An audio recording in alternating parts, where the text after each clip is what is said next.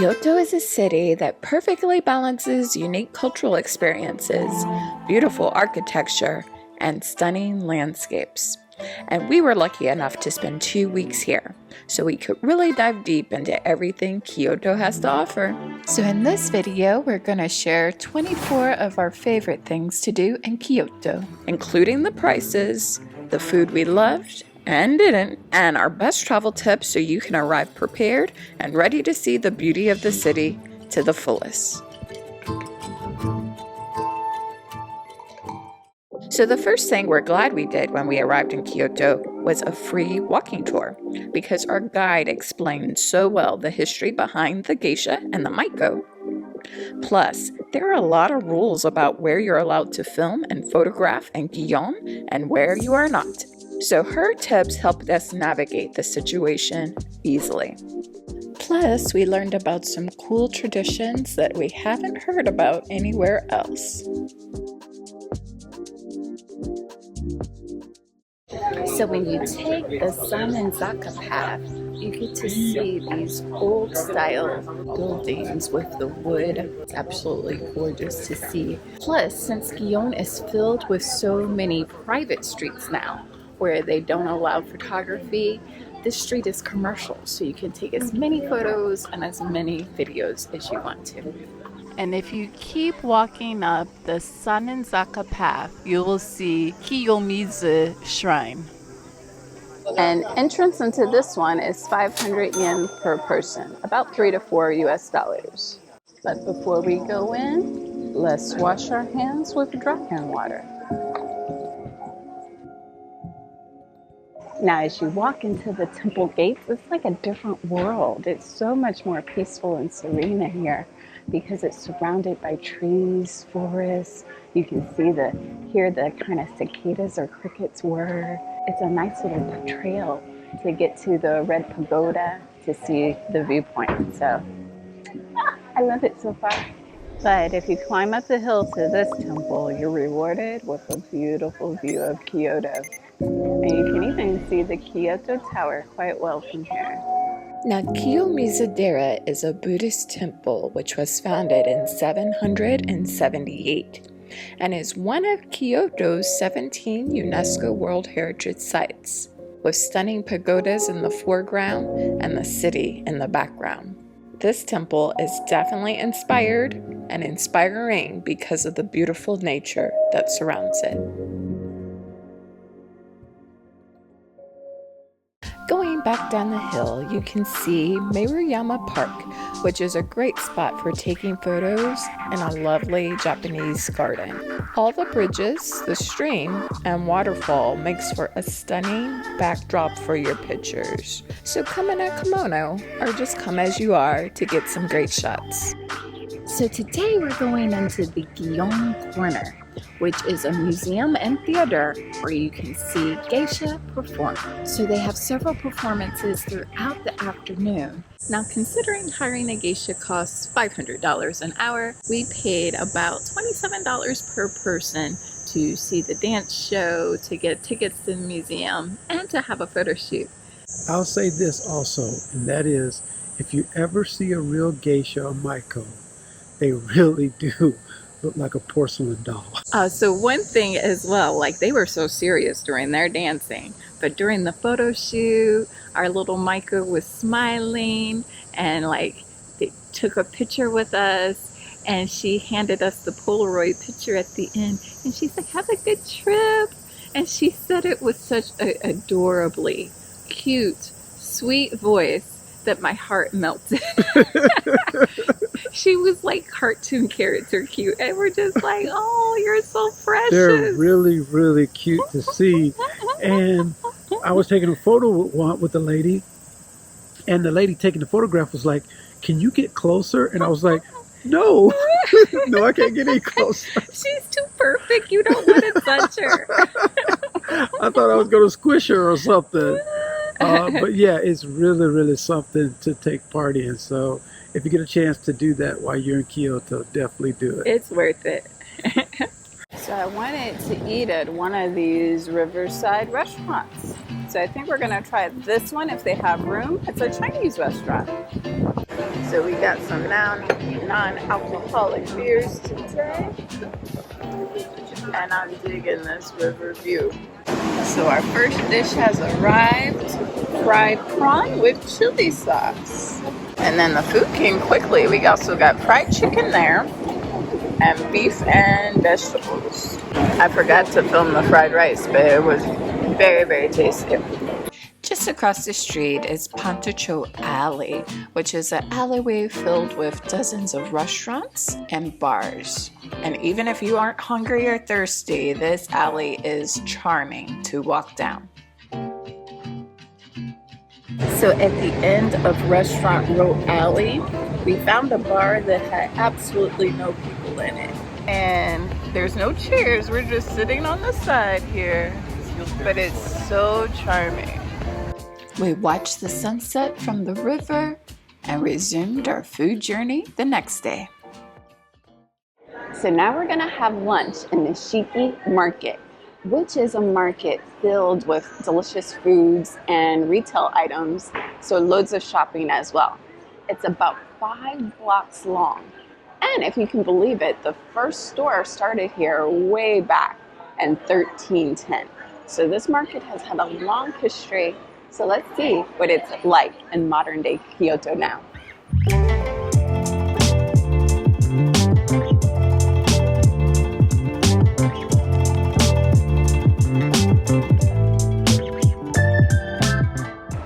So I really wanted to try this okonomiyaki. So now we're having lunch inside a Zeto Okonomiyaki.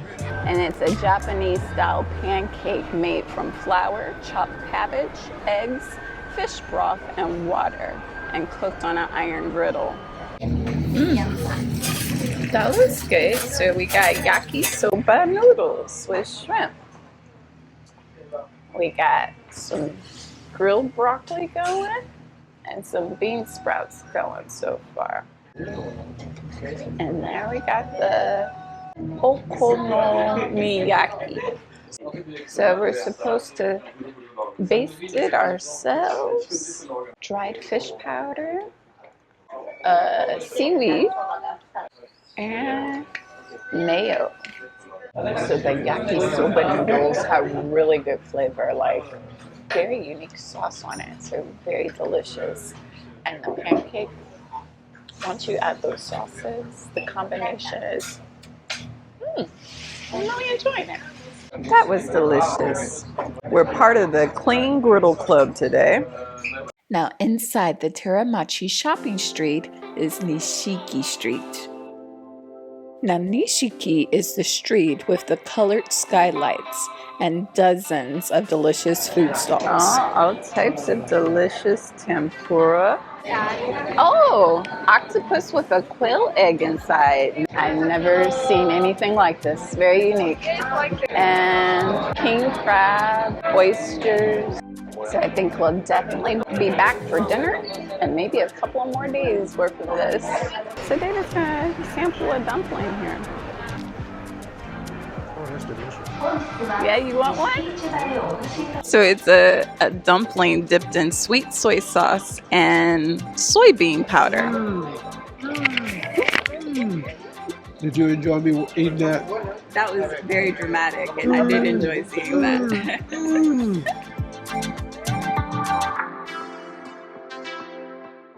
Oh, they have boiled crab meat. That looks really good. Sweet potatoes. The amount of tempura at this market. And this market is also home of the 100 yen sake. That's like 75 cents for a shot of sake.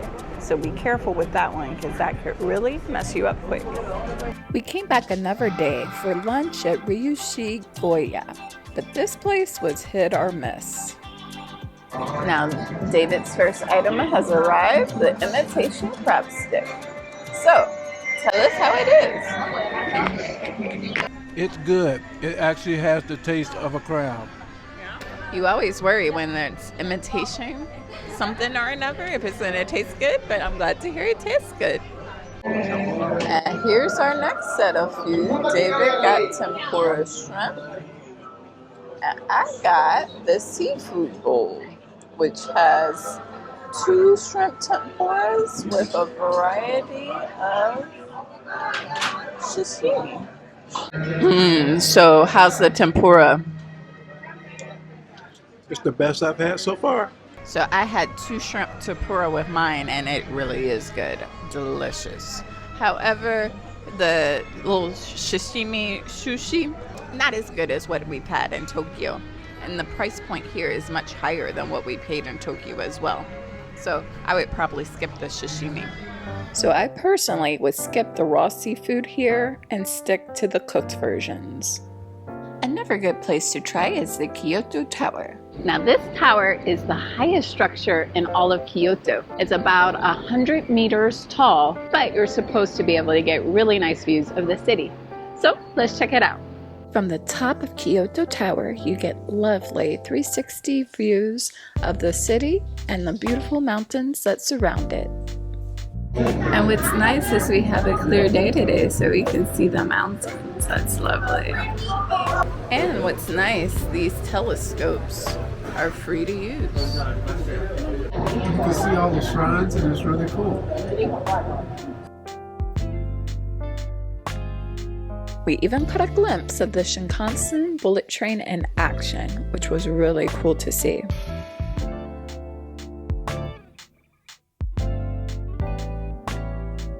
And tickets are about 900 yen per person, or that's about $6 a person. So very affordable. Definitely worth it in my opinion. So we decided to have lunch in Kyoto Tower's food hall, which has a basement level full of all types of food options. So I got the eel rice bowl. I had this in Tokyo and really enjoyed it more than I thought I would. With udon noodles, which is like my new favorite type of noodle. And David got a tempura rice bowl with udon noodles. And we stick with the matcha theme and got hot matcha and a cold matcha for me. So the food here was absolutely delicious. I love the eel. David, how is your tempura? Oh, it was amazing. The matcha was incredible.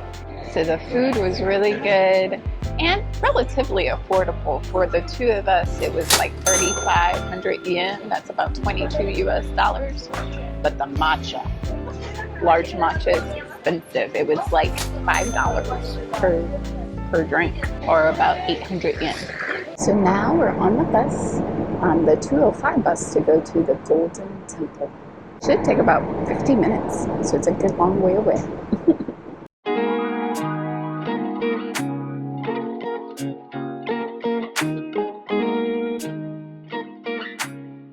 And tickets are currently 500 yen per person. That's about $3 a person. So we're currently queuing up to take a picture with the Golden Pagoda.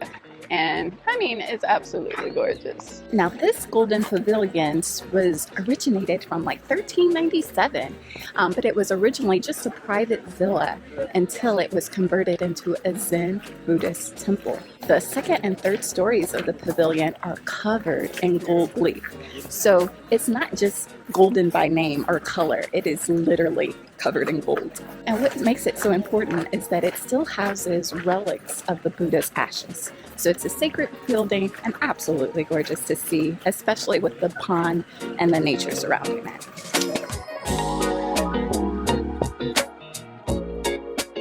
Now, riding the bus in Kyoto is a little bit different than Tokyo because you get on the bus at the center door and you pay at the end when you exit through the front door.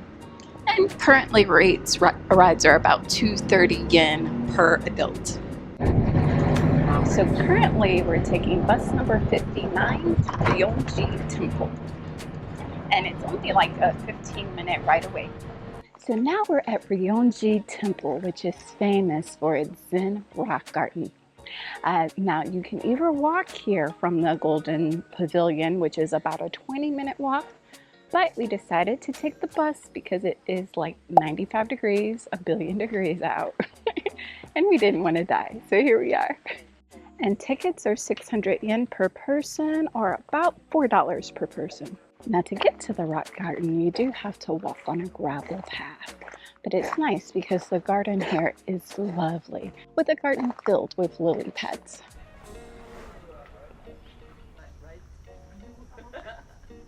And the garden is inside this white building here. It's actually really gorgeous. You can see how the stones are raked perfectly. Now this rock garden was created by a Zen master in 1500. And I have no idea how 15 rocks and some white gravel can be so beautiful and serene. It's definitely worth seeing.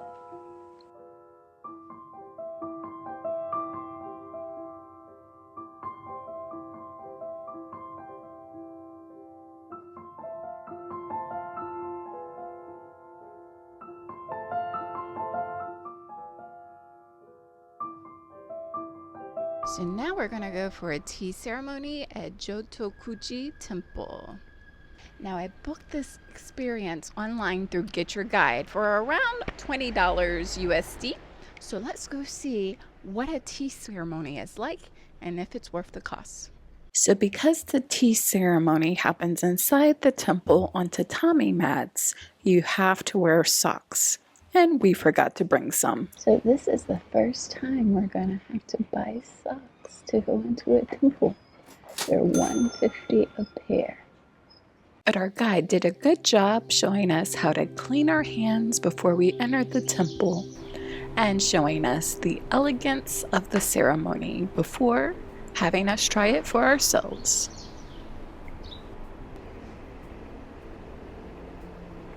I was surprised by how much energy it takes to whisk together matcha, but the end result is deliciously creamy, as if there's milk in there when there's not. I really enjoyed it. It just shows the simplicity of something and how you can make it excellent. And everything that you do has a meaning. Everything you touch has a place. I think that the people of old knew that better than what we know today. Like, they could enjoy a moment and know that it could be your last. Yeah, it was kind of powerful to realize the meaning and importance that they gave to something as simple as making a cup of tea for somebody. So I agree with David. It just makes you realize that no matter what you do, you can do it with excellence. And it kind of gives your life more purpose, more meaning, and more enjoyment as well. So although this is a very quiet and understated experience, it is worth it if you make space to feel the power of the moment. But now it's time to explore the most famous shrine in Kyoto, Fushimi Inari. Now in the shrine, you will see quite a few statues of foxes here, because foxes were messengers for the deity Inari. So it's interesting to see how many foxes you can see when you come. So you can pay your respects to the main deity at the shrine here before continuing up the stairs over there, where you'll see all the torii gates. Well, now we're about to proceed about a 30-minute hike up the hill through the torii gates. And the torii gates are spectacular. They're all donated by either individuals or businesses. And if you want to donate one yourself, it starts at about 400,000 yen up to 1,000,000 yen. Well, that's like 2,500 US dollars or 6,500 US dollars. So if you turn around, you'll be able to see the names of the companies or the individual who donated each gate. Now, once you get into the forest, it is so nice and cool and absolutely gorgeous.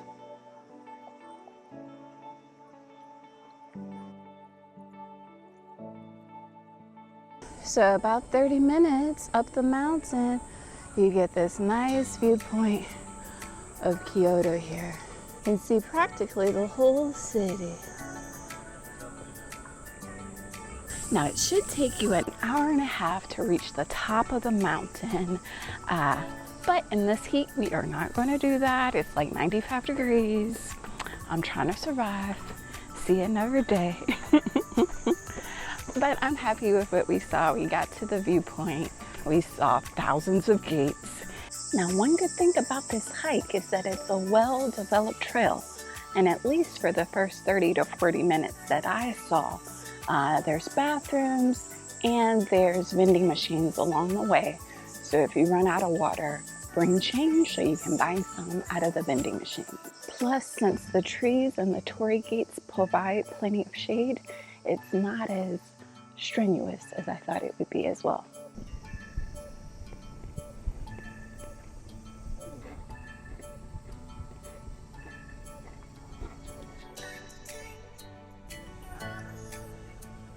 Now, originally, David and I weren't going to blog about Dragon Burger. Who cares about burgers in Japan, right? But we just ate the best burger we ever ate anywhere in the world. So now we got to tell you about it. I can have another one. For real, I want another one right now. It was mwah. So we had one that had like sweet chili sauce on it, and it was just like perfectly seasoned with sea salt. And then I went back and read the menu. It was made out of Wagyu beef. So that's why it's so good. So we might be back for dinner, let's be perfectly honest. That was so good. Another beautiful area of Kyoto is Arashiyama. So now we're entering the Arashiyama bamboo forest. Now this is a natural bamboo forest, and part of the best stretch of the forest is right by the Tenryuji temple. Now bamboo is one of David's favorite plants. So David, how do you feel being here amongst the bamboo? I feel at home. I just like how peaceful it is. I mean, I know right now there's hundreds of people walking past me right now. But if the people weren't here, I just feel like a peace and a serene here. I'm enjoying this. This is nice.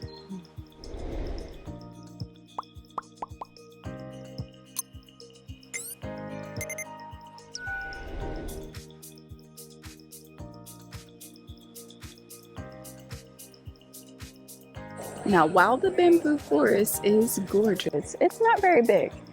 We walked all the way to Ogura Pond to see the lovely lotus flowers in the pond. But other than that, we can keep it moving. And man, oh man, does it get crowded in this forest. So after the bamboo forest, we decided to have lunch at Kameyama restaurant, which has a nice river view. So we enjoy eating in style with nature of the river as our entertainment. And it's nice because there's boats passing by and everything.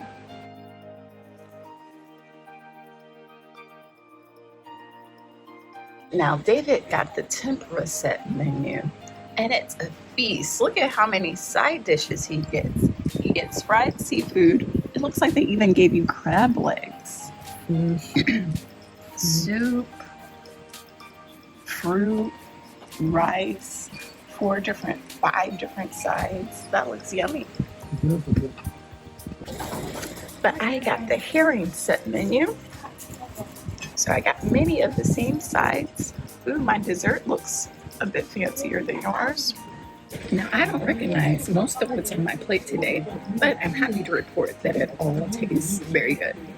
Still, the tofu skin is not my favorite. I think that's going to take me a while to acquire a taste for that, but I'm just loving eating delicious food in such a lovely, serene environment. We saw these houseboats going up and down the river while we were eating lunch, and I decided we're going to go ahead and try it. It's only a 30-minute ride, and it's $1,500 per person. That's about $10. So I figured that would be a fun way to experience the river and also experience the river life of having a guy push you around on a bamboo stick. Let's see how it's like and if we get some beautiful scenic views. Okay, so this is actually kind of relaxing. We haven't even gone anywhere, and I'm super comfortable.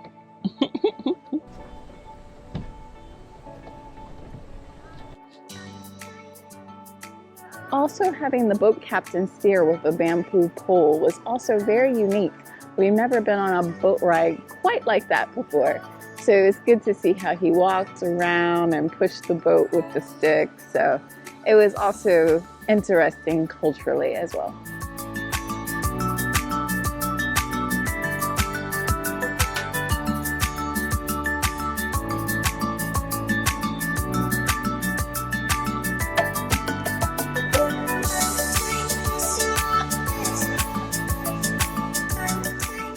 What an unexpected but lovely boat ride that was.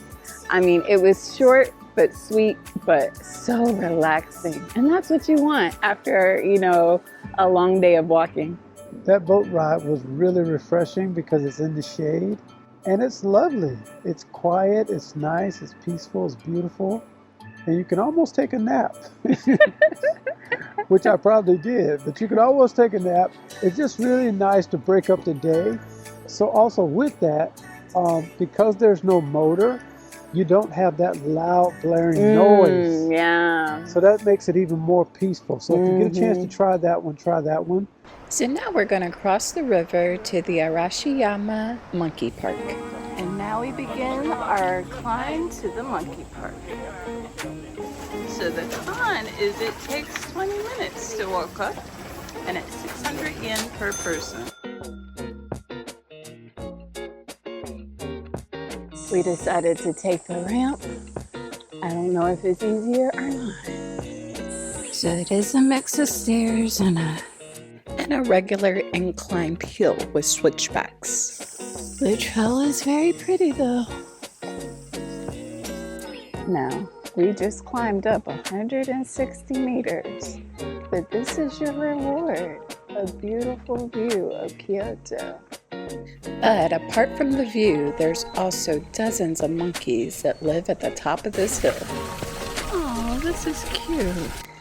We really enjoyed watching this monkey family take a dip in this water hole before heading inside to feed the monkeys. Big one.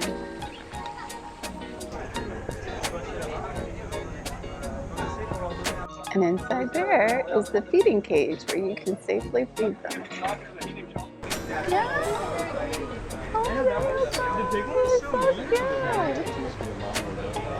Oh, you got it? So with the view and the adorable monkeys to feed, it was worth the climb up the hill. And if you enjoy manga, definitely check out the International Manga Museum, which has shelves full of manga in English that you can take down from the shelves and read at your leisure. They also have historical exhibits so you can see how manga has developed all the way back from the 1940s, and they have it organized by decade.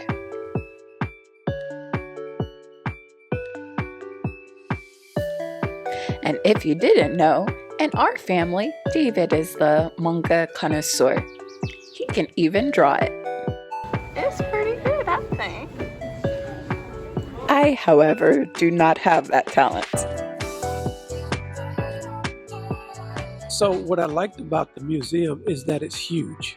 They may not have every single manga, but they do have many. They go way, way back. But it's really, really awesome to really see the history and learn about it and see how it came about. So I really enjoyed it. So now we're going inside of Nijo Castle, and it's 1,300 yen per person. To get inside the castle and gardens, that's about $10 roughly.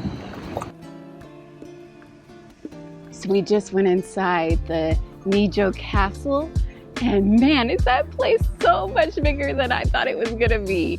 And it is gorgeous inside. We couldn't take any pictures or video in there, so I'm gonna insert some pictures I either found on the website or on Google Maps so you can kind of see what it's like. But nearly every room is like painted in gold. I don't know if it's gold leaf or not, but it just like sparkles and shimmers with beautiful, beautiful artwork of different animals and nature. So it was lovely. Now the Nijo Castle was built in the 1600s, and it's the palace for the shogunate, who is the leader of all the samurai. The palace also has a nice garden in the back as well. That's just gorgeous to see.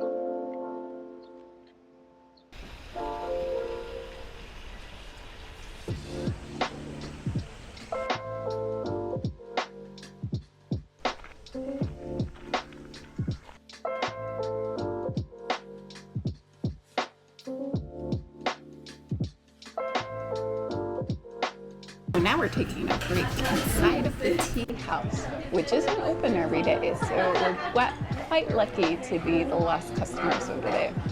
And it's very traditional. We're seated on the floor and everything with a beautiful view of the garden. So this is our matcha chevron cake, and that looks yummy. It has a cream sauce and a red bean paste sauce with a matcha cider, which I've never tried before. So I'll start with the cider first.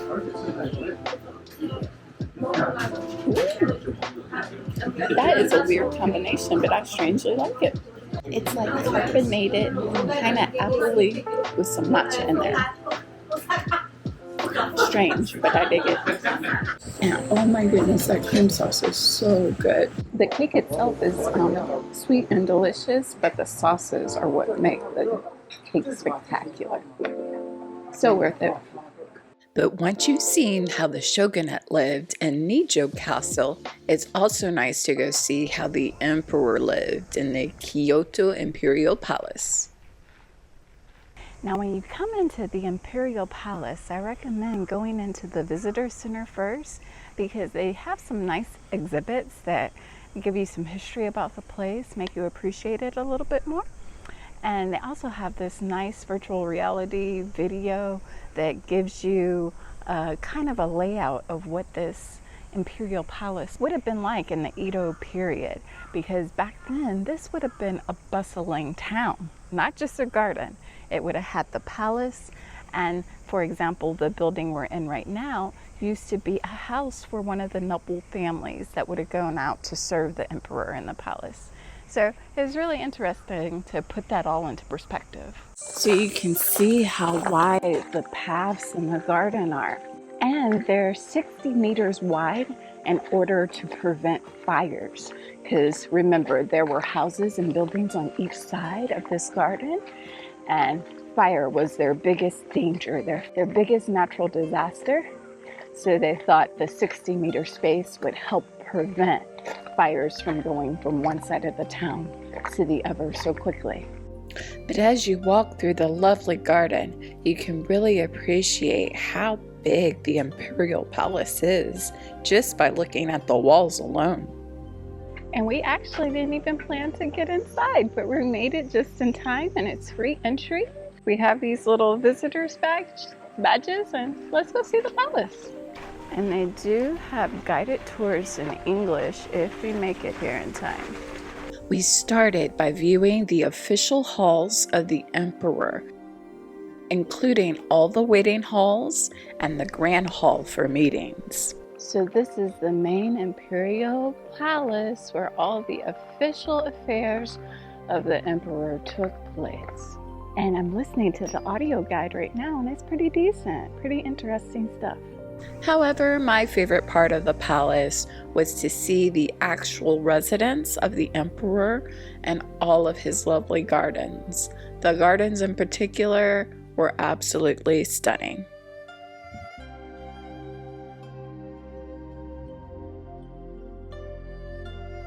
So I actually really enjoyed going in to see the Imperial Palace, and it's free, so if you have the time, why not go? I learned a lot historically, so that was really rewarding. Kyoto really blew us away with its breathtaking temples, serene nature, mouth-watering food, and majestic palaces. Every corner of the city felt like stepping into a living postcard.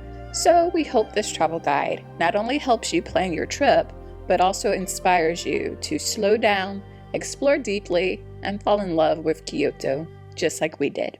Up next, we're sharing travel guides for Nara and Osaka, so be sure to like and subscribe for more travel tips from Japan and from all around the world. Until next time, check out our full Japan playlist on the right there. As always, thanks so much for watching. Thanks for sharing with all your travel pals, and happy travel planning until next time.